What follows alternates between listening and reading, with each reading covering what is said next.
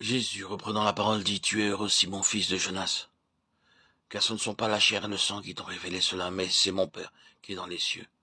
Et moi je te dis que tu es pierre, et que sur cette pierre je bâtirai mon église, et que les portes du séjour des morts ne prévaudront point contre elle. Matthieu 16, 17 et 18. Afin que le Dieu de notre Seigneur Jésus-Christ, le Père de gloire, vous donne un esprit de sagesse et de révélation dans sa connaissance, et qu'il illumine les yeux de votre cœur, pour que vous sachiez quelle est l'espérance qui s'attache à son appel, quelle est la richesse de la gloire de son héritage, qu'il réserve aux saints, et quelle est envers nous qui croyons en l'infinie grandeur de sa puissance, se manifestant avec efficacité par la vertu de sa force. Il l'a déployé en Christ, en le ressuscitant des morts, et en le faisant asseoir à sa droite dans les lieux célestes, au-dessus de toute domination, de toute autorité, de toute puissance, de toute dignité, et de tout nom, qui se peut nommer non seulement dans le siècle présent, mais encore dans le siècle à venir.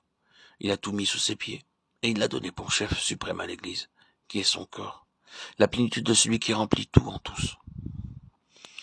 Éphésiens 1, 17 à 23. Nous examinerons sur la base du verset 18 de Matthieu 16 cette déclaration du Seigneur Jésus: Je bâtirai mon Église, confirmée par l'Épître aux Éphésiens, dans laquelle l'Église est appelée son corps. Nous sommes tous appelés à édifier cette maison spirituelle qui doit contenir sa gloire et sa plénitude éternelle. Lorsque nous devenons enfants de Dieu, nous ne savons pas ce qu'est l'Église et nous ne sommes pas à même de l'édifier. Selon 2 Pierre chapitre 1 verset 4, lesquels nous assurent de sa part les plus grandes et les plus précieuses promesses, afin que par elles vous deveniez participants de la nature divine.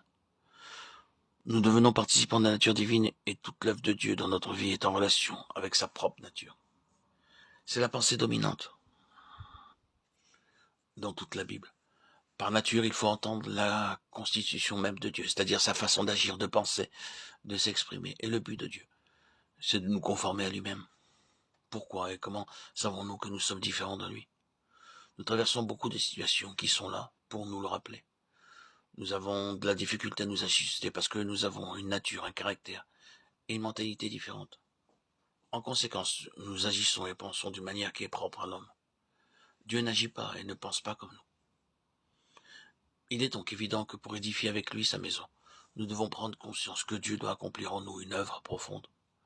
Ce n'est pas peu de choses que d'édifier avec lui cette maison, car l'Église, son corps, est une chose céleste, puisque son chef, Christ, est au ciel, et tout ce qui nous vient du ciel, dans et par son corps, est céleste, quant à son principe et à sa nature. Il y a donc une raison fondamentale pour laquelle Christ s'est fait baptiser. Pourquoi Dieu nous fait-il participants de sa nature?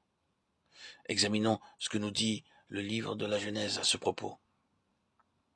Selon le chapitre 1, verset 26, Dieu dit: faisons l'homme à notre image selon notre ressemblance. Et au verset 27, Dieu créa l'homme et la femme. Dieu a créé l'homme d'après lui-même, pour qu'il soit amené à l'état de fils. Dieu ne voulait pas seulement un homme, mais aussi un fils et par extension des fils. Il l'a donc constitué pour le faire parvenir à cet état.